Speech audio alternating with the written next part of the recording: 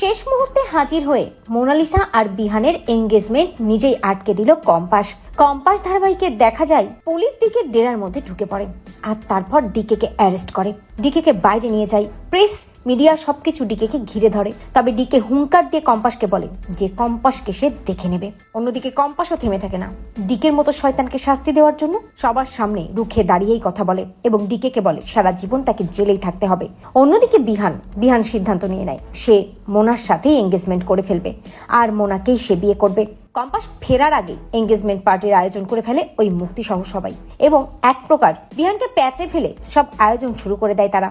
তবে বিহান মনে মনে কম্পাসের কথাই ভাবতে থাকে। এঙ্গেজমেন্ট পার্টিতে মোনালিসা ঘটা করে সেজে আসে।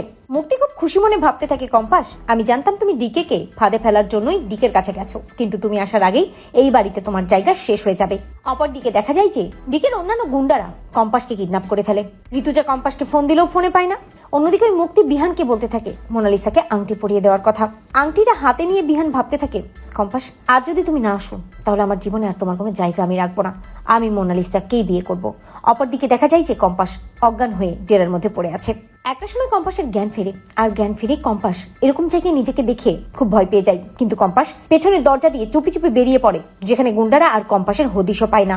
কম্পাস বুঝতে পারে তাকে সবার আগে চৌধুরী বাড়িতেই যেতে হবে। তাই কম্পাস ওই ডেরা থেকে বেরিয়ে চৌধুরী বাড়িতে চলে যায়।